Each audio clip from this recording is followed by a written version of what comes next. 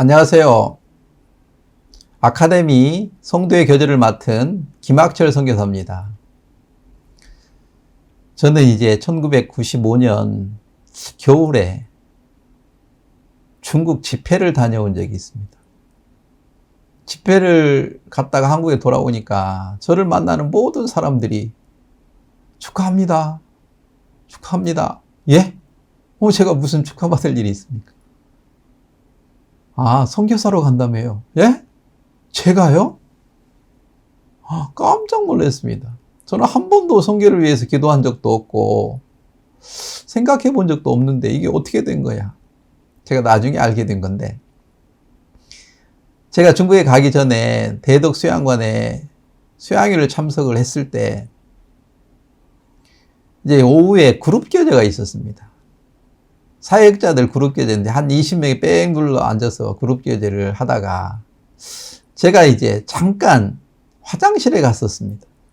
그 사이에 이제 바로 이제 사택에서는 박 목사님과 지역장님들이 의논을 하시다가 내년에 선교사로 파송할 사람들 저 옆에 지금 사역자 그룹 교제하는데 물어봐봐.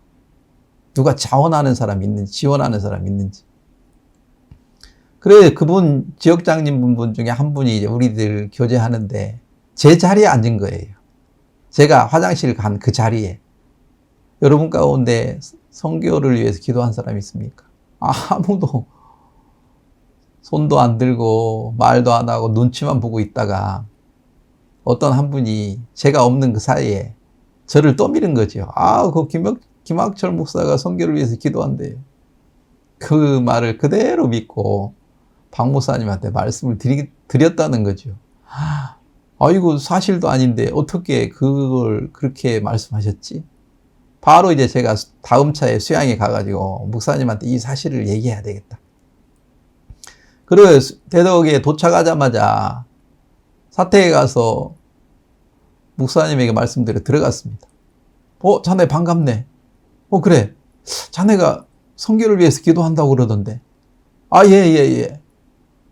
목사님이 기쁘게 말씀을 하시니까 아니오라는 말을 대답을 못했습니다. 예 하고 제가 아무런 말을 못하고 그냥 나오는 걸 보면서 한편으로 좀 안타깝고 그렇지만 다시 생각해 봤습니다.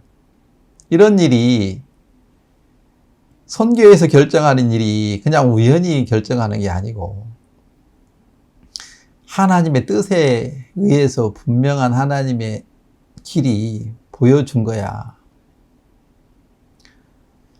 참새 한 마리도 그냥 하나님의 허락 없이 떨어지지 않고 머리카락까지 세신받은 하나님이 이런 일을 아무 허락 없이 아무런 의미 없이 허락할 수 있겠나? 분명한 뜻이 있어. 그런 마음이 있었기 때문에 평안한 마음으로 그 의견을, 뜻을 받아들일 수 있도록 저를 마음을 열어주셨습니다. 그리고 시간이 지나면서 기도하다가 또 성경을 보면서 눕기 3장 1절을 하나님이 저에게 주셨습니다. 내 딸아, 내가 너를 위하여 안식갈 곳을 구하여 너로 복되게 하여야 하지 않겠느냐. 이 말씀 그대로 제 마음에 평안함을 주셨습니다. 내가 태국에 가는 것은 하나님이 저를 복 주시려고 하는구나. 내가 그곳에 가면 참된 안식을 알 수 있겠구나. 하나님이 안식을 주시겠구나. 그런 마음으로 제가 태국에 올 수 있었습니다. 태국에 와서 이제 언어를 배우고 이제 적응을 할 수 있었습니다. 한 2년 정도 됐을 때 처음으로 한국에 목사님을 모시고 집회를 하게 되었습니다. 그때 전단지를 뿌리면서 이런 생각을 좀 많이 했던 것 같아요. 이 태국은 불교 나라인데 누가 전단지 받고 오겠나? 태국의 기독교 인구는 0.9%인데 1%도 안 되는데 이 전단지를 누가 받겠나? 기독교에 있는 사람들 받을 수 있겠나? 좀 막막하지만 전단지를 기쁨으로 뿌렸는데 일주일 후에요. 어떤 아가씨가 전화 왔는 거예요. 집회합니까? 예. 아니, 아직 집회 기간이 안 됐는데 제가 미리 가서 거기서 먹고 자고 성경 공부를 할 수 있습니까? 예. 하루 그냥 1시간 성경 공부를 하는 게 아니고 먹고 잔다. 먹고 자고 집회 기간 다 여기 있을 수 있습니다. 기쁨으로 제가 대답을 했는데 그 아가씨가 뭐 한 2시간 만에 왔는 거예요. 너무 반가웠습니다. 진짜 그때 형편적으로 어려웠지만 과일도 준비하고 또 밥도 준비해서 같이 먹고 이부자리도 준비하고 편안히 잘 수 있도록 하고 아침에 일어나서 성경법을 했는데 너무 잘 받아들이는 거예요. 너무 그날 기뻤습니다. 점심을 먹고 그분이 잠깐 자기 쇼핑센터에 가서 살 게 있다는 거죠. 잠깐 나갔다 오겠다는 거죠. 그 시내였기 때문에 뭐 한 5분, 10분이면 큰 쇼핑센터가 있었습니다. 걸어갈 수 있는 아주 가까운 거리에 있었는데 저는 1시간 정도면 오겠지라고 생각했는데 2시간 돼도 안 와요. 무슨 쇼핑을 그렇게 오래 하나. 한 3시간 정도 지났을 때 경찰서에서 전화가 왔는 거예요. 파찰랏이라는 사람을 아십니까? 예, 어제 여기서 잤는데요. 그 사람이요. 이 쇼핑센터에 와서 도둑질을 했습니다. 예? 뭘요? 뭐, 손톱 깎기, 뭐, 눈썹 그리는 거, 뭐, 스타킹, 뭐, 가격으로 하면 2만 원도 안 되죠.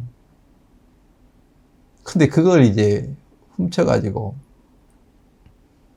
걸린 거죠. 경찰에 잡혔는 거예요. 근데 나중에 알게 된 건데 이분은 고아였던 거예요. 이제 뭐 경찰서에서도 이걸 이제 풀어주고는 싶은데 뭐 갈 데가 없는 거지. 나무로 보증을 써주면 내보내 주겠다는 거죠. 근데 내가 하룻밤을 자고 정확히 모르니까 제가 보증을 쓸 수 없습니다라고 하니까 그 이제 파찰랏이 구치소에서 3개월을 산 거예요. 그리고 다시 이제 3개월이 지나서 경찰서에 다시 연락 왔는 거라. 이제 마음을 좀 많이 바꾼 것 같은데 오갈 데 없는 사람인데 교회에서 좀 돌봐주십시오. 부탁을 이제 하니까 어쩔 수 없이 제가 이제 보증을 쓰고 그 아가씨를 데리고 왔습니다. 이제 마음이 많이 바뀌어져서 성경 공부도 하고 이제 구원도 받고 이제 변해졌습니다. 근데 어느 날은 이 파찰랏이라는 아가씨가 자기 전도할 사람이 있대요. 여기서 버스를 타고 4번 정도 가야 되는 그 먼 거리에 있는 큰 종합병원에 가야 된다는 거죠. 예, 갔다 오십시오. 그랬는데. 아니요. 저는 전도를 잘 못하는데, 선교사님 같이 가면 안 되겠어요. 아니, 제가 이제 가려고 생각하니까. 제가 그 아가씨하고 둘이 못 가니까 제 아내도 가야 되는데, 버스를 4번 타려면 차라리 3명이 버스비 계산해 보니까 택시 타는 거 별 차이가 없는 거예요. 그럼 우리 택시 타고 갑시다 해가지고 병원에 딱 도착했는데 큰 병원이었어요. 종합병원. 사람들이 얼마나 많은지. 그 사이에 막 사람들 많은 사이에 어디로 사라져 버렸는지요. 아이고, 진짜 황당했어. 그냥 우리는 그 태국 병원도 잘 몰랐기 때문에 그냥 잊어버린 그곳에 큰 의자가 있어서 그냥 앉아 있었는데 한 30분 정도 되니까 나타났어요. 너 어디 갔다 온 거야? 예, 미안해요. 어디 내가 잠깐 볼 일이 있어. 이거 말하고 가지. 빨리 가자. 전도할 사람 어디야? 머뭇머뭇 그래. 저 식당인데요. 식당에? 거기 약속한 거야? 그래 이제 가보니까 나는 식당에 뭐 거기 약속한 시간에 거기 기다리고 있을 줄 알았어요. 깜짝 놀라서 가보니까 이제 점심시간이라 사람들이 북적북적 하는데 이렇게 사람 많은데 어디서 전도해? 저 주방 아줌마예요. 뭐? 주방 아줌마, 아니 지금 음식팔이야 될 때인데. 아이고, 그래도 하여튼 가서 물어봤죠. 파찰라하다고 오늘 성경 공부를 하기로 했습니까? 아니요, 나는 불교인데 파찰라 알지도 못해요. 너무 화가 나. 나중에 이제 정확히 알아보니까 이 아가씨가 정신병 치료를 받고 있었던 거죠. 그러니까 의사하고 약속한 날짜가 그날이었는데 자기가 병원까지 올 차비가 없으니까 저를 이용해가지고 택시를 타고 온 거죠. 그걸 알게 되니까 막 너무 화가 나가지고 거기서 막 그 사람 많은 식당에서 막 소리를 질렀어요. 막 그러니까 막 사실 태국에는 그렇게 소리 잘 안 지르거든요. 그러니까 깜짝 놀래가 아마 다른 사람이 거기 식당에 있는 사람이 경찰에서 신고했는데 경찰이 온 거예요. 저는 이제 경찰하고 얘기하는 그 사이에 이 파찰은 어디로 또 사라졌는데 뭐 큰 문제 아니니까 경찰이 뭐 그냥 가는데 그리고 그냥 저는 나오려고 하다가 이렇게 주방 있는 쪽을 이렇게 쳐다보고 있는데 이 파찰랏은 이제 제가 간 줄 알고 고개만 살짝 내밀고 이제 제 갔는지 아는지 확인하고 있었던 거죠. 그때 막 더 화가 나가지고 막 뭐라고 했는 거. 그리고 나는 이제 집으로 왔는데 아이고 진짜 막 너무 실망했어. 그런 사람은 다시 보고 싶지도 않다. 근데 한편으로 걱정이 돼요. 야, 그거 고한데 오고 갈 데도 없는데 오늘 밤에 안 오고 어디 가서 잤나? 모르겠다. 그리고 저는 그냥 잤는데 다음 날이요. 전화가 딱 왔는데 여기는요 장례식장입니다. 파찰랏을 아십니까? 제가 전화를 받는 순간 그 파찰랏이 자살했구나. 그 병원, 큰 병원 그 옆에 강이 있었는데 강으로 뛰어든 거 아니야. 막 그 생각에 저는 막 기절해 버렸습니다. 내가 결국에는 선교사로 와가지고 사람을 죽이는 살인마가 됐네. 진짜 그날 이후로 잠을 잘 수가 없었습니다. 진짜 두려웠습니다. 진짜 이제 내가 경찰에 또 잡혀가서 감옥에 가는 거구나. 그런저런 생각하니까 너무 골치 아픈 거라요. 그리고 며칠 잠을 못 잤는데 한 4일째 됐을까요? 파찰랏이 나타난 거예요. 깜짝 놀래가지고 너 어떻게 된 거야?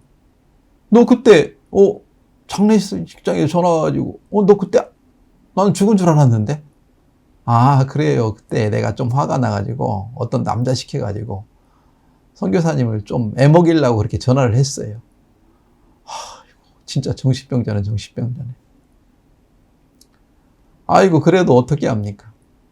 이들 살아난 것만 해도 고맙죠. 그래, 살아온 것만 해도 고맙다. 마음 꺾고 성경 공부를 시작했습니다. 한 달 정도 우리와 같이 살면서 마음이 많이 안정이 됐는 거예요. 그러면서 마음이 변해서 이제 진짜 설거지 할 때도 같이 설거지하고 청소도 하고 잘 적응해서 살다가 오늘은 직장 잡았다는 거지.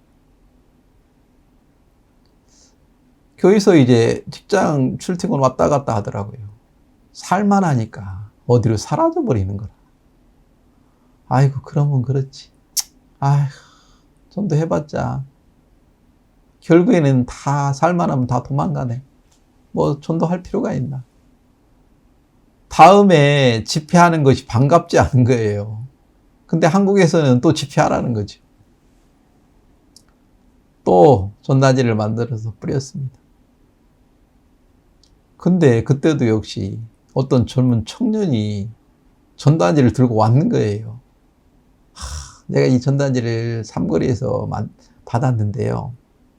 그 목사님하고 아들하고 뿌리대요. 너무 불쌍해가지고 나라도 와줘야 되겠다 해서 이 집회에 왔습니다. 참 반가웠어요.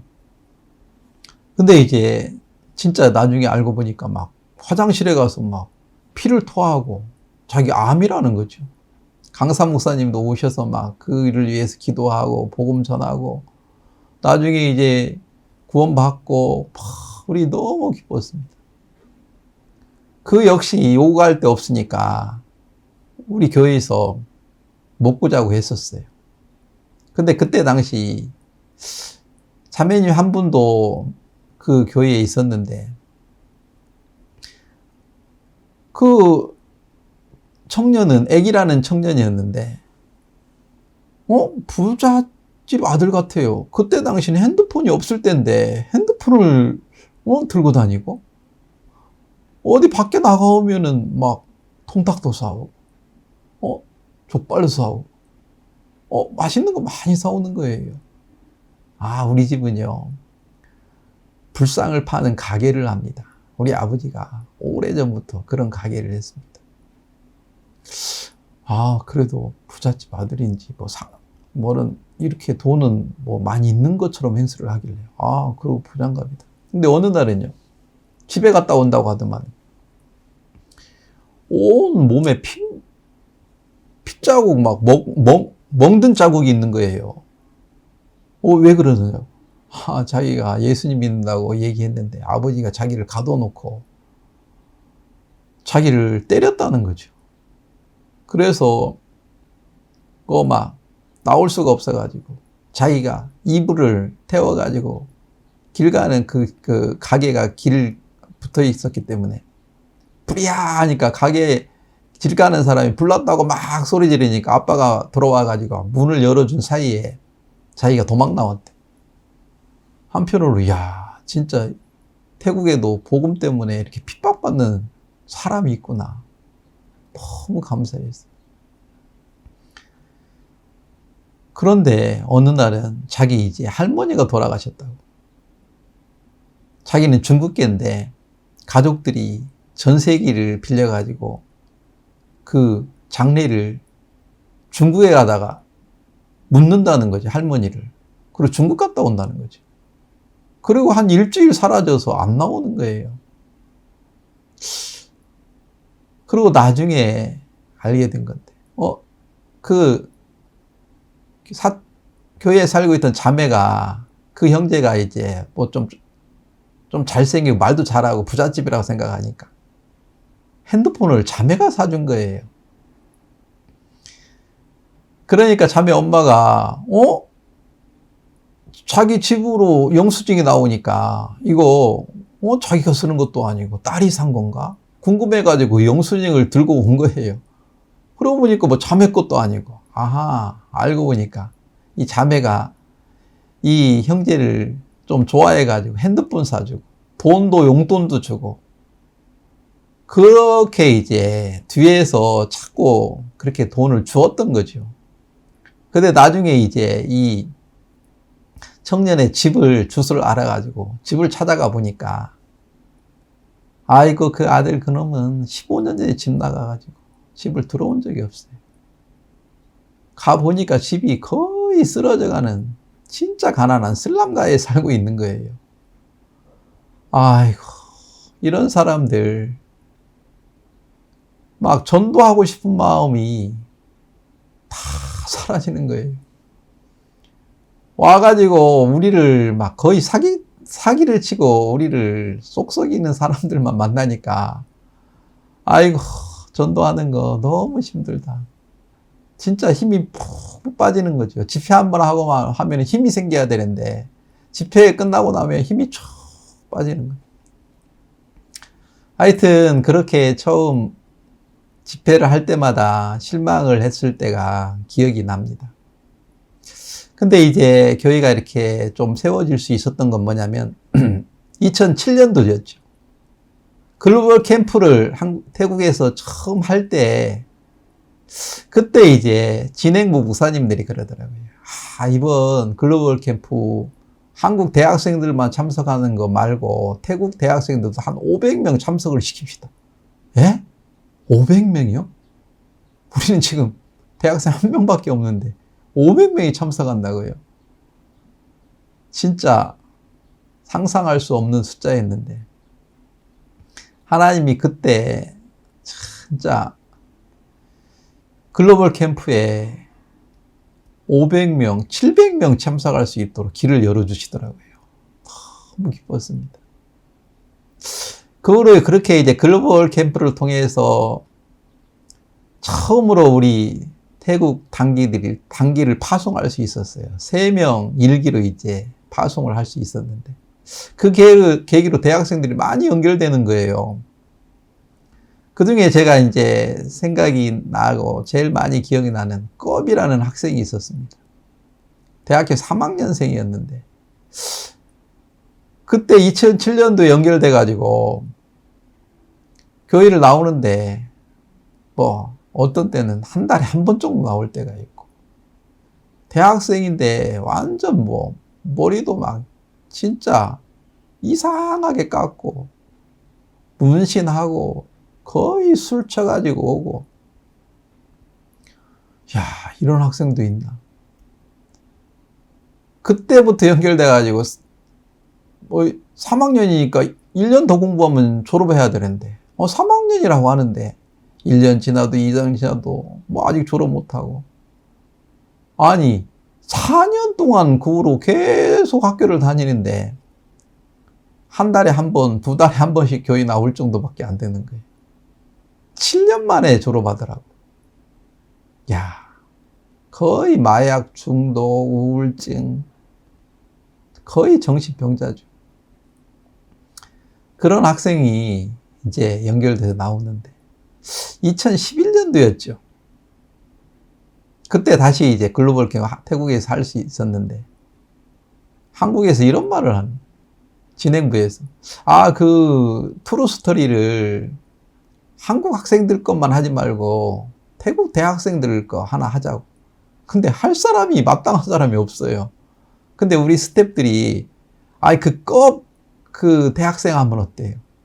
나는 별로 마음에 안 드는 거예요. 근데 그 진행부에서 그 간증을 듣고 트루 스토리를 만들었는 거예요. 저는 별로 기쁘지 않았어요. 아이고, 그 교회도 잘 안 나오는데 그런 사람 뭐 트루 스토리에 무슨 의미가 있겠나. 근데 참 신기한 것은, 이제 글로벌 캠프 할 때 당시 목사님이 그 트루 스토리를 보시는 거예요. 옆에서 제 아들이 이제 통역을 해주고, 그 트루 스토리를 보면서 목사님 너무 기뻐하시는 거예요. 야, 저 별이다, 별. 그 얘기를 하시는데 저는 제 마음에, 아이고, 그 학생이요, 교회도 잘 안 나와요. 진짜 구원을 받았는지 의심스러울 정도예요. 저는 이런 어떤 생각이 많았습니다. 근데 진짜 이제 글로벌이 끝났는데도 그 형제는 잘 안 나옵니다. 근데 제가 생각해 봤어요. 목사님은 그 학생 별이라고 그랬는데, 내가 내 마음으로 그 학생을 대했구나. 내 마음 버리고 목사님의 마음으로 이 형제를 섬겨야 되겠구나. 그런 마음으로 형제에게 전화하고 또 와서 교제하고, 그러면 몇 번 오다가 또 한 달 정도 안 와요. 이 껍이라는 형제도 전에 있었던 파찰라시나 그런 사람 똑같지 뭐. 이 사람도 거의 정신병자야. 그런 생각이 많기 때문에 잘 마음에 목사님이 그 별이라고 해도 제 마음에서 안 받아들여지는 거예요. 많은 싸움이 되는 겁니다. 그러다가 어느 날 제가 창세기 49장을 읽으면서 깜짝 놀랐습니다. 49장 11절에 이런 말씀이 있습니다. 그의 나귀를 포도나무에 매며 그 암나귀 새끼를 아름다운 포도나무에 맬 것이며, 그 눈은 포도주로 인하여 붉겠고 그 이는 위로 인하여 희리로다. 그 나귀. 그래, 나귀야. 그 껍은 나귀야. 진짜 음탕한 마음, 정욕에 팍 뛰어다니면서 학교도 제대로 못 다니고 졸업도 못하고, 자, 그냥 교회도 뭐 왔다가 그냥 졸다가 그냥 가고 정욕의 욕망에 끌려다니는 나귀와 같아. 근데 그의 나귀, 이건 그의 나귀라면 예수님의 나귀인데, 예수님의 피값으로 산 나귀, 그는 포도나무에 맨다. 야, 이 교회에 매여지겠구나. 예수님의 피값으로 산 형제구나. 그 암나귀 새끼를 아름다운 포도나무에 맬 것이며, 그 눈은 포도주로 인하여 붉겠다. 포도주는 성경에서 예수님의 피를 비유하는데, 예수님의 피로 그가 구원을 받았고, 그가 예수님의 피를 감사하는 마음으로 눈물을 흘릴 거야. 그 눈이 붉겠다는 것은 눈물을 흘려가지고 예수님에 대한 감사가 너무 커서 눈물을 흘리면서 하나님을 섬길 거에 대한 소망을 일으켜 주시는 거예요. 그리고 그 이는 우유로 인하여 희리로다. 말씀과 교제를 너무 많이 받아가지고 이빨이 우유로 인하여 힐 정도로, 야, 이렇게 하나님이 이 형제를 바꾸시겠구나 소망과 믿음을 주셨습니다. 그 힘이 있었기 때문에 제가 교회를 잘 안 나오는 형제를 집에 전화해가지고 교회 좀 와라.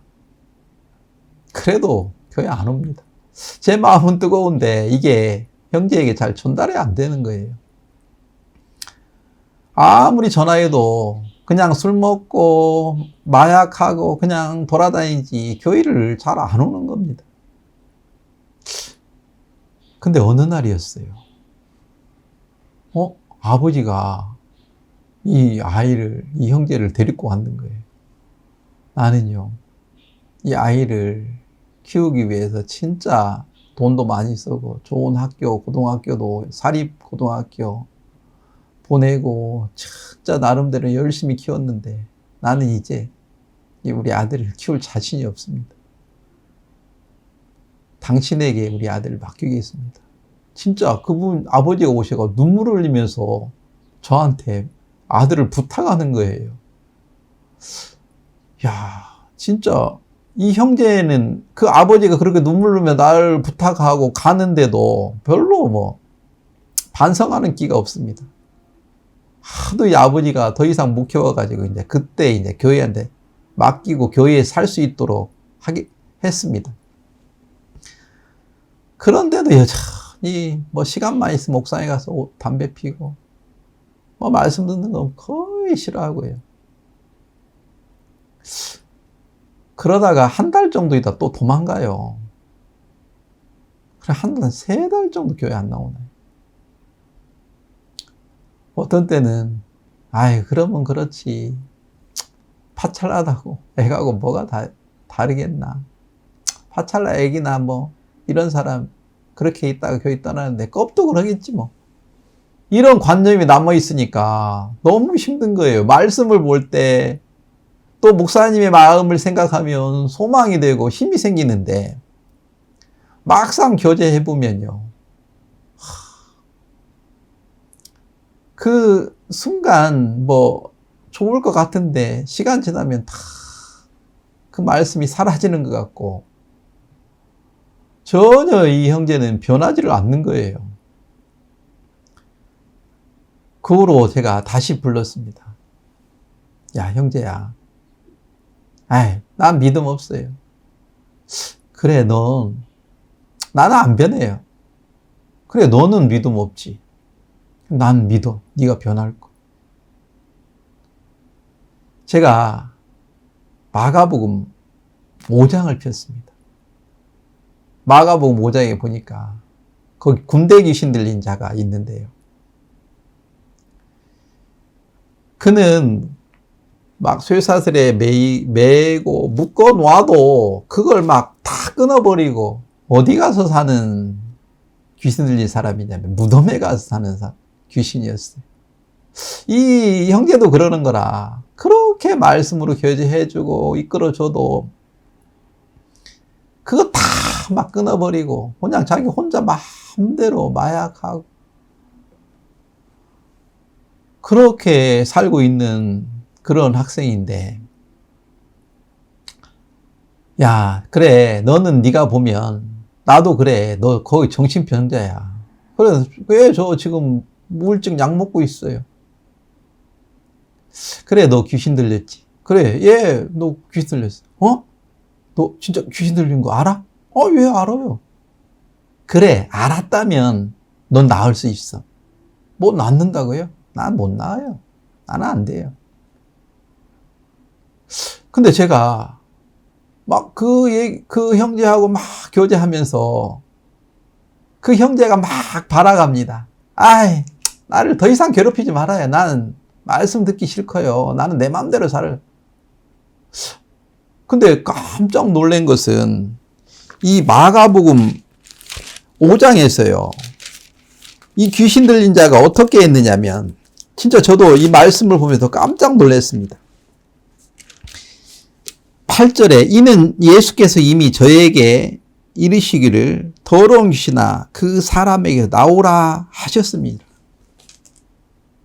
나 괴롭히지 말아요. 이렇게 말하는 것은 이미 예수님이 귀신을 쫓아냈기 때문에 이렇게 말하는 거구나. 아하, 이 형제도 나 귀신 들렸어요. 나 우울증 환자예요. 네가 그 말을 할 수 있어? 대부분의 귀신 들린 사람은 어때요? 내가 귀신 들렸어요? 아니에요. 나 귀신 안 들렸어요. 이렇게 말하는, 나 귀신 들렸어요. 나 우울증 환자. 네가 이 말을 하는 거 보니까 넌 나았어. 내 마음에 그 마음이 드는 거예요. 이 8절 말씀처럼. 야, 이 형제는 나았구나. 이미 그 군대 귀신이 이 형제에게서 나왔구나. 제 마음에 믿음이 생기는 거예요. 그래, 너는 변했어. 그래, 너 성교학교 들어와라. 예? 성교학교예요. 저는 믿음으로 얘기했는데 이 형제는요. 그냥 쓰레기 버리는 것처럼 버리고 도망가는 거예요. 그래, 다시 이제 집으로 도망갔길래 집에 전화해가지고 아버지한테, 아버지, 저는 믿음이 있습니다. 그래, 아버지가 저에게 맡겨줬는데 이미 변했습니다. 다시 보내주십시오. 아버지가 또 데리고 왔어. 그래, 넌 이미 변했어. 나는 안 됩니다. 난 성교학교. 그래, 성교학교 들어와.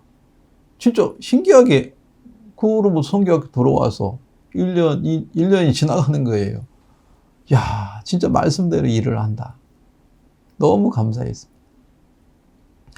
근데요, 이 세계대회를 하는데, 이제 성교학생이고, 이제 막 밥비 준비하고 그러다 보니, 성교학생들이 둘이 좀 깡패 기질이 둘이 또 똑같이 있는 형제들인데, 둘이 막 치고받고 싸워가지고, 그 후로 도망가가지고 거의 2년 동안 교회를 안 나오는 거예요. 야, 진짜 뭐 될 것 같은데 또 넘어지고, 될 것 같은데 또 넘어지고. 진짜 어떤 때는 몇 번 실망하고 또 하나님신 마음으로 또 다시 일으키고, 이 싸움이 끝이 없더라고요. 자, 어떤 때는 내 마음을 가지고 이끌으려고 하니까 실망할 때가 있지만, 목사님이 가지고 계신 그 믿음, 또 말씀 안에 이 형제, 그걸 생각하면 또 새로운 힘을 하나님이 주시는 것을 봤습니다. 자, 이 창세기 49장 10절에는 이런 말씀이 있습니다. 홀이 유다를 떠나지 아니하며 치리자의 지팡이가 그 발 사이에 떠나지 아니하시기를 실로가 오기까지 미치리니 그에게 모든 백성이 복종하리로다. 그래, 이 형제는 감정을 따라서 포기하고 말씀을 버리고 떠날 수는 있어. 나도 실망할 수도 있어. 근데 이를 치리하는 사람은 예수 그리스도구나. 치리자의 지팡이가 이 발 사이에 떠나지 않는구나. 제 마음에 하나님이 말씀을 주니까 힘이 생기는 거라. 야, 지금은 그가 실족해서 싸우고 또 떠나고 그렇지만 치리자의 지팡이는 이를 떠나지 않는구나. 그 마음이 생겨가지고 다시 이제 집을 찾아가서 그를 데리고서 이제 성교학교 왔습니다. 나는, 너가 변할 걸 믿어. 나는요, 이제 성교학교 훈련 받는 것도 싫어요. 내 마음대로 살고 싶어요. 다 싫어요. 그래, 너는 변할 수 없어. 그렇지만 나는 네가 변할 걸 믿어. 그리고 성경에 치리자의 지팡이가 너를 떠나지 않는다고 그랬어. 그리고 다시 성경을 펴서 교제를 했습니다. 저는 그때 이 형제에게 이런 말씀을 했습니다. 요한복음 15장 4절 5절. 내 안에 거하라. 나도 너희 안에 거하리라. 가지가 포도나무에 붙어 있지 아니하면 절로 과실을 맺을 수 없음같이 너희도 내 안에 있지 아니하면 그러하리라. 나는 포도나무요 너희는 가지니 저가 내 안에 내가 저 안에 있으면 이 사람은 과실을 많이 맺나니 나를 떠나서는 너희가 아무것도 할 수 없느니라. 자, 형편을 보면 진짜 네가 이 껍 형제가 그냥 말씀으로 이렇게 이끌으면 며칠 있다가 도망가고 또 도망가고 또 마약하고 그 성교학교 다시 돌아왔는데 난 담배 피면 안 돼요? 담배 그냥 쭉 내 앞에서 피우고 그러는 거예요. 이야, 형편을 보면 진짜 한숨이 나올 때가 한두 번이 아니에요. 그래, 너는 그렇지. 그러지만 성경에 봐봐. 너는 포도나무에 매일 거라고 그랬어. 그래, 네가 교회를 떠날 때는 네가 담배 피고 네가 네 마음대로 살 수 있을지는 몰라도 그래도 너는 결국에는 아무것도 할 수 없어. 그렇지만 성경에는 네가 예수님 안에 하나가 됐어. 그렇기 때문에 너는 절로 열매를 맺을 수밖에 없어. 저는 그 형제를 생각하면서 많은 기도도 했고요. 교제도 수없이 했습니다. 그러니까 2007년도에 연결이 돼가지고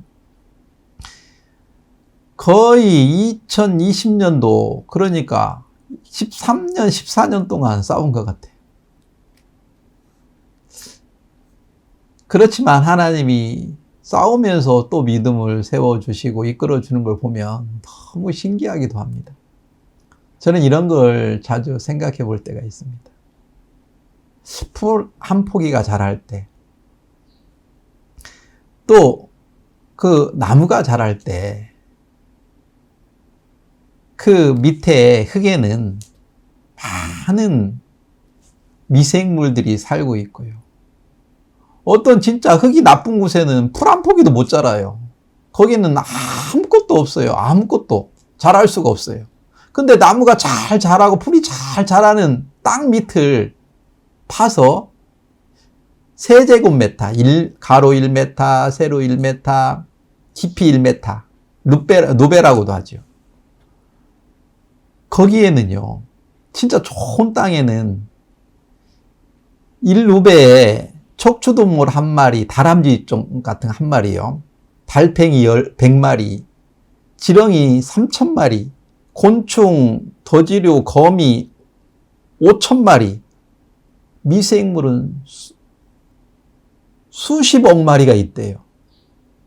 그런 것들이 도움을 입고 거기 살 때 흙이 막 거름지고 그 흙에 뿌리를 내리는 나무들은 풀은 잘 자라는 거예요. 근데 흙이 메말라 있는 것들은 아무것도 자랄 수 없고 자라다가 죽는 걸 봅니다. 그러면서 이런 형제들이 잘할 수 있고 아름다운 열매를 맺는 것은 제 개인의 믿음도 아니고 제 개인의 능력도 아니고 교회 형제자매들의 기도와 수많은 사람들의 도움 없이는 절대로 이 한 사람이 잘할 수 없는구나. 나는 지금까지 내가 실망했던 건 내 믿음대로 안 됐을 때 실망했지.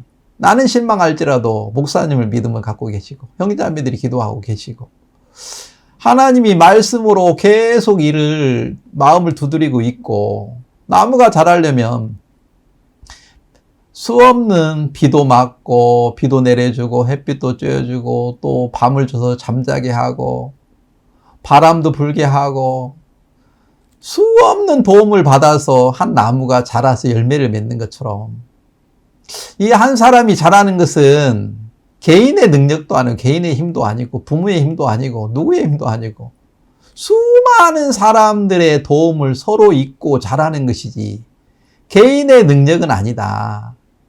뭐 이 형제가 나는 막 믿음으로 교회 안에 서고 싶다 의지로 서 있는 것도 아니고 저는 가끔 생각해 봅니다. 이 아름다운 백화파를 생각해 봐라. 그가 길쌈도 수고지도 않고 아름답게 피는 거. 그 아름다운 꽃은 솔로몬의 영광보다도 낫다. 그게 무슨 말일까? 솔로몬의 영광은 자기 지혜, 자기 능력으로 이제 첩들을 1000명을 구해서 자기 스스로 안에 행복을 누리려고 했지만 결국에는 헛되고 나라고 말할 수밖에 없어요. 그러나 이런 아름다운 꽃은 어떻게 피는가? 꽃은 피기는 피었지만 벌이나 팔이나 어떤 바람이나 그런 도움을 받지 않는다면 절대로 스스로는 수정을 못하는 거예요. 꽃이 펴서 열매를 맺기까지 많은 도움을 받아서 열매를 맺는 거죠. 어떤 경우는 바람의 도움을 받아서 벌의 도움을 받아서 수정이 돼서 열매를 맺어서 그것이 자라는 걸 보면 그렇다. 스스로의 어떤 노력에 의해서 한 사람이 자라고 열매를 맺는 게 아니라 그 열매 맺는 나무들은 뭘 알았을까요? 나무들은 뿌리를 내리는 미생물들에게 감사할 거예요. 나무 밑에 뿌리가 숨을 쉴 수 있도록 지렁이들이 막 구멍을 내서 숨구멍을 만들어서 숨을 쉴 수 있도록 해주는 지렁이 앞에도 감사할 거예요. 그런 것처럼 내가 자라고 열매를 맺는 것은 수없는 사람들의 기도와 도움을 입어서 내가 자랄 수 있는 거지. 내가 스스로 자랄 수 있는 사람은 아무도 없고 자기 수고로 말미암아 열매를 맺는 건 아무것도 없습니다. 인간들은 자기가 저 여자 예쁘다. 나 저 여자하고 결혼하고 싶어. 인간이 가서 뭐 자기 방법으로 가늠을 하고 결혼할 수 있을지는 몰라도 식물들은요. 자기가 수정 스스로 못합니다. 벌의 도움을 받든지 파리의 도움을 받든지 벌새의 도움을 받든지 바람의 도움을 받든지 그래서 수정이 됩니다. 그런 식물들은 그런 세계를 안다는 겁니다. 근데 인간들은 그걸 깨닫지 못하니까 아무리 지혜로워도 솔로몬처럼 지혜로워도 꽃 하나만큼 못한 마음을 가지고 있는 인간들이 있는 거죠. 그러나 믿음의 세계에서 저는 하나님의 세계를 좀 깊이 알다가 보니까 한 사람이 잘하는 것은 내 믿음도 아니고 저 사람의 의지도 아니다. 그래서 저는 이 성도의 교제를 할 때마다 생각나는 말씀이 하나 있습니다. 에베소 4장 16절 그에게 온몸이 각 마디를 통하여 도움을 힘입으로 연락하여 상합하여 각 지체의 분량대로 역사하여 그 몸을 자라게 하며 그랬습니다. 여기서 강조하는 것은 각 마디를 통하여 도움을 서로 잇고 연락하고 상합하여서 자라는 거지요. 열매를 맺고. 식물은 뭘 압니까? 스스로 자랄 수 없어요. 내 땅 밑에 수십억 미생물의 도움을 받고 다람쥐의 도움을 받고 또 지렁이의 도움을 받고 많은 곤충들의 도움을 받아서 이 땅이 기름지니까 기름진 땅에 비가 내리니까 거기에서 영양분이 뿌리를 흡수해서 또 가지로 나무로 열매를 맺게 이렇게 세계를 식물들도 아는데 우리 인간들은 그걸 깨닫지 못할 때가 있어요. 그러니까 내가 열매를 맺으면 뭐 내가 맺은 것처럼 거만하지. 그건 백화막만큼도 지혜가 없는 거죠. 식물들은 자기가 수고해서 길쌈에서 이런 아름다운 꽃을 피지 않는 걸 잘 알고 있는데 인간들은요. 뭘 내가 좀 했으면 내가 저 사람 구원해서 뭐 저 사람 복음 전해서 구원한 것처럼 거만할 때가 있습니다. 그러나 믿음이라는 것은 절대 그렇지 않습니다. 저는 참 그런 것을 이 껍 형제를 통해서 많이 배웠습니다. 진짜 껍이 저 속을 많이 썩였습니다. 그런데도 믿음의 세계를 깊이 알 수 있는 계기가 됐습니다.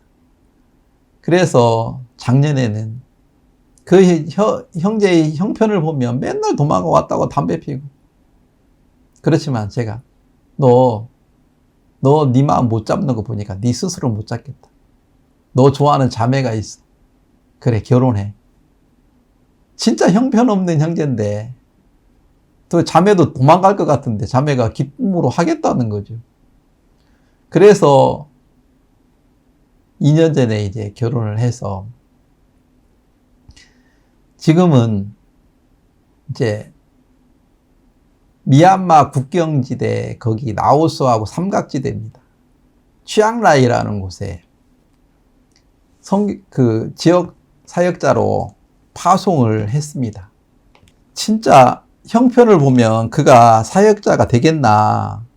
그렇지만 말씀을 보니까 이가 하나님의 치리자의 지팡이가 이를 세우고 계시는 거라요. 야, 그 하나님을 생각하니까 그 형제가 어떻든 간에 그거 뭐 전혀 상관없이 내 마음에 믿음이 있는 거예요. 그러면서 다시 형제한테 그래 너는 믿음 없어. 그러나 나 믿음 있으니까 너 걱정하지 마. 자기는 내가 그런 데 가면 사역할 수 있을까요? 나 도망가지는 않을까요? 그래 넌 믿음 없어. 그래 그렇지만 난 믿음이 있어. 그래 가. 그래서 그쪽 그 취앙라이라는 곳에 개척을 해서 교회를 시작하고 있는데 너무 신기한 것은 이제 그가 가정이 있고 아이를 낳고 교회에 믿음이 있고 그렇고 그를 위해서 기도하는 사람들이 많이 있으니까 그가 마음을 딱 정착하고 안정을 가지면서 살면서 아름다운 가정을 이루는 걸 볼 때 너무 신기합니다. 마치 진짜 그 씨앗이 흙에 심겨졌을 때 그가 막 새싹이 나고 이렇게 자라서 막 꽃을 피고 열매를 맺는 그런 신기한 장면처럼 이 형제가 그렇게 믿음 안에서 자라고 있는 거예요. 야, 그러면서 제가 이런 소망을 갖게 되었습니다. 이 창세기 49장 22절에 보면 요셉은 무성한 가지 곧 샘 곁에 무성한 가지라. 그 가지가 담을 넘었도다. 진짜 그 가지가 흙 밑에 영양분을 계속 빨아들여가지고 담을 타고 그 담을 넘어버리죠. 풍성한 열매를 맺은 하나님에 대한 세계의 소망이죠. 그래, 지금 이 형제는 이제 막 결혼해가지고 아이 있고 그곳에 이제 개척해서 뭐 한두 명밖에 교회 형제자님들 없고 지금 봤을 때는 아무것도 없는 것 같지만 저는 이 말씀을 받으면서 그래, 무성한 가지 곧 샘 곁에 무성한 가지라. 샘에서 흘러나오는 그 물, 물을 빨아들여 가지고 그 물이 자라게 해서 담을 넘는다. 어떤 어려움도 다 넘어가서 풍성한 열매를 주실 거에 대한 소망을 하나님이 끊임없이 저에게 일으켜 주시는 거라요. 그래서 또 그가 흔들릴 때마다 전화해가지고, 야, 나는 오늘 이런 말씀을 받았다. 너는 네 형편을 보면 안 될 것 같으지. 그러나 하나님이 나에게 이런 말씀을 주셨어. 그러면서 이제 교제를 또 합니다. 근데 참 오늘은 그가 이제 말씀을 전할 때 제가 한번 들어봤어요. 누가복음 17장 7절부터 말씀을 전하더라고요. 무익한 종에 대한 말씀인데, 밖에 종이 하루 종일 바다에 일을 하고 왔어요. 근데 집에 돌아오니 주인이 밥을 먹고 있으면, 야, 너는 내가 시키는 거 일 다 하고 그때 후로 밥을 먹지. 지금 밥 먹을 때 아니야. 너 내 소중 들어. 주인이 시키는 대로 하고도 무익한 종이래요. 오늘 아침에 새벽에 말씀을 그 형제가 전하는데, 이 말씀을 전하는 거예요. 자기는 지금까지 자기가 자기 중심적으로 살았는데, 교회 안에서 자라다가 보니까 내가 중심이 아니고 예수님이 중심이고 교회가 중심이고, 교회가 시키는 대로 했을 때 가장 평안하고 기쁘다. 이 말씀을 전하는 거예요. 너무 신기해. 야, 어떻게 저 입에서 저런 말이 나오지? 마치 땅에서 많은 영양분 또 물 그걸 다 빨아들여 가지고 아름다운 백합화가 피어지는 것처럼, 저는 오늘 그 형제가 말씀을 전하는 걸 보면서, 야, 저 백합화와 같다. 자, 솔로몬의 영광도 들의 풀 한 포기만큼도 못한 거야. 그러면 우리가 믿음으로 말씀 안에 자라는 것은 솔로몬의 영광보다 더 귀한 믿음의 세계 안에 자라는 거구나. 저는 종종 이런 말씀을 깊이 생각해 보면 너무 감사할 때가 있습니다. 마태복음 6장을 다시 보겠는데요. 29절에 내가 너희에게 말하노니 솔로몬의 모든 영광으로도 입은 것이 이 꽃 하나만 갖지 못하리라. 솔로몬의 모든 영광, 이 꽃 하나만큼도 못하다는 거죠.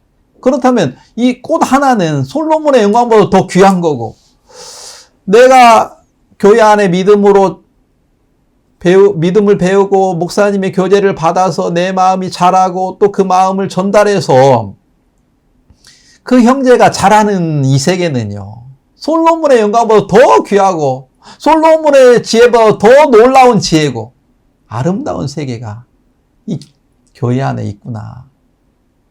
저는 깜짝 놀랐습니다. 이야, 저 형제가 저런 말 할 형제가 아닌데 자기는 무익한 종이라는 거죠. 이제 누가 뭐라고 해도 말씀 그대로를 받아서 할 수 있는 마음을 하나님이 만들어줬는 거예요. 성교학교 때는 막 치고 받고 싸우고 마약하고 담배 피고, 저런 사람이 어떻게 저렇게 변할 수가 있는 거야. 말씀의 힘이죠. 교회의 힘이죠. 교회가 그렇게 기도했고 수없는 교제, 이런 것들이 그 마음에 전달돼서 그가 잘하는 걸 보면요, 저는 참 이 말씀, 여기서 얘기하는 마가복음 6장 29절 솔로몬의 모든 영광으로도 입은 것이 이 꽃 하나만 갖지 못하리라. 30절 오늘 있다가 내일 아궁이에 던져질 들풀도 하나님이 이렇게 입히거든 하물며 너일까 보냐. 믿음이 적은 들풀도 이렇게 귀하게 하나님이 자라게 하시는데 너일까 보냐. 참 풀들이 귀한 게 뭐예요? 개가 와서 똥을 싸든 사람이 밟든 아무런 원망하지 않죠. 그것처럼 진짜 하나님 앞에 사용을 받을 무익한 종들은 누가 나를 짓밟고 버리고 밧줄로 찬다 해도 원망할 수 없는, 나는 무익한 종이다. 이렇게 말할 수 있는 그 상태에 되면 하나님이 그를 통해 놀랍게 일어나는 거예요. 저 껍이라는 저 전도사는 옛날에 누가 한번 막 이렇게 한번 뭐 친다 그러면 저기 주먹으로 칼로 들고 협박하고 이런 사람인데 자기는 이제 무익한 종이다. 누가 짓밟아도 누가 때려도 이제는 아무런 변명 원망할 수 없는 무익한 종의 위치에 내려가 있는 거예요. 야, 저 들풀도 하나님이 저렇게 먹이고 입히시는 하나님이 우리를 먹이고 입히고 자라고 열매를 맺게 해주지 않겠느냐. 믿음이 적은 자들아. 야, 하나님의 세계가 이렇게 놀라운 거구나. 그런 믿음이 우리 속에 놀랍게 역사하고 교회 안에 충만하게 일하고 있고 하나님이 번성하게 우리 속에 열매를 주십니다. 그 하나님을 믿지 못하고 내가 내 생각대로 지금까지 판단하고 결정했던 그런 것들이 진짜 더러웠구나. 처음에 제가 파찰라 액을 보면서 많이 실망했는데 그것은 내 의지로 사람을 섬기려고 했던 것이었지 목사님을 마음을 받아서 그들을 대하지는 못했습니다. 근데 언제부터 제 마음에 이 형제자매들을 섬길 수 있는 힘이 생겼냐면 목사님의 마음이 제게 전달될 때 저 껍 별이야. 예? 깜짝 놀랐어요. 예. 별입니다. 그 목사님의 마음이 내 마음에 딱 들어오면서 내가 절망해서 한숨을 쉬고 있는 곳에서 팍 일어나는 거예요. 그러면서 더 다시 말씀을 보고 하나님 앞에 또 나가서 믿음을 받고 또 그걸 형제에게 전달해서 나가면 그 형제가요. 제 말을 어떤 때는 진짜 쓰레기처럼 버릴 때도 있지만 형편은 그 버린 것처럼 보여요. 그러나 말씀이 끊임없이 일했습니다. 나는 절망할 때도 있고 넘어질 때도 있지만 말씀은 끊임없이 그 속에 일을 해서 그를 바꿔가는 것을 보면 너무 신기합니다. 저는 껍이라는 형제가요. 이 태국에 박 목사님처럼 복음을 전하는 태국을 변화시키는 놀라운 종이 될 것을 믿습니다. 목사님이 자주 얘기합니다. 이 태국은 이제는 불교 나라가 아니야. 태국은 기독교 나라야. 그렇다면 저 꺽가 같은 형제가 목사님처럼 태국에 복음을 전하겠구나. 그래서 그 가지가 담을 넘어서 풍성한 열매를 하나님이 주시겠구나. 소망이 팍 일어나요. 그럴 때마다 너무 행복합니다. 이것은 솔로몬의 영광 안에서 행복한 것과 비교할 수 없는 것입니다. 제가 교회 안에 이런 풍성한 세계 안에 자라고 행복을 누릴 수 있다는 것을 볼 때마다 너무 감사합니다. 저는 이런 성도의 교제를 할 때마다 이런 하나님이 주시는 마음을 받고 전달할 수 있어서 너무나 감사합니다. 오늘 성도의 교제 말씀을 여기까지 하겠습니다. 기도 한번 드리겠습니다. 하나님, 참 감사합니다. 우리는 생각 안에서 사람들을 판단할 때도 많았는데 하나님 말씀이 들어와서 그 한 사람을 세우시고 자라게 하고 열매를 맺는 것은 교회의 힘이고 하나님의 능력인 것을 봤습니다. 교회 안에 이런 놀라운 힘을 주시고 소망을 주신 걸 감사합니다. 오늘 우리에게 이런 말씀을 주신 걸 감사하며 예수님의 이름으로 기도했습니다. 아멘. 예, 감사합니다.